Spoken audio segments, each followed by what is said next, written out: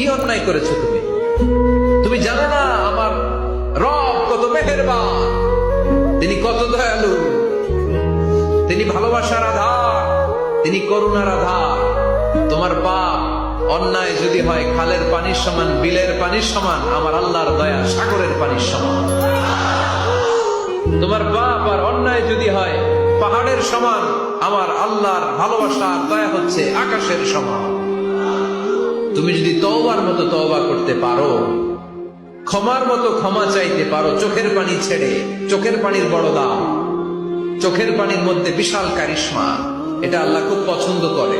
2 ফোঁটা পানি আল্লাহ পছন্দ করে। এক, জেহাদের ময়দানে শহীদের গা বেয়ে ঝরে পড়া রক্তের ফোঁটা।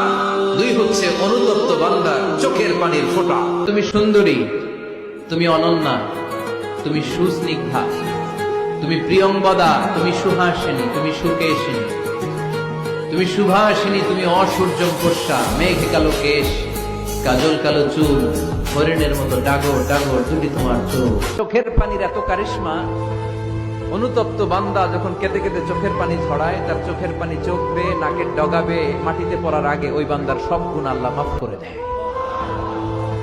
অনেকে বলে নবীদের মধ্যে ইউসুফ আলাইহিস সালাম বেশি সুন্দর ছিল, কিন্তু আমার নবীর চেয়ে বেশি সুন্দর।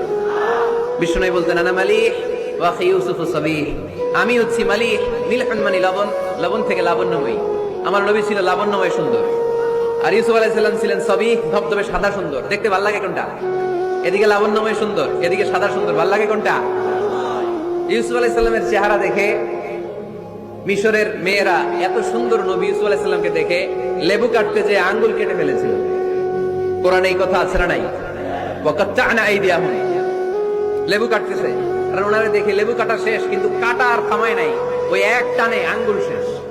এই কথা যখন আমাদের প্রিয় নবীর স্ত্রী আমাদের আম্মা জান আয়েশা রাদিয়াল্লাহু তাআলা আনহা শুনলেন, উনি বললেন, ও মিশরের নারীরা, তোমরা ইউসুফ নবীর চেহারা দেখে লেবু কাটতে যে আঙ্গুল কেটেছো, তোমরা যদি আমার স্বামী আমার নবী প্রিয় নবীর চেহারা দেখতা, তাহলে লেবু কাটতে যে আঙ্গুল নয়, কলিজাটা কেটে খান খান করে দিতা।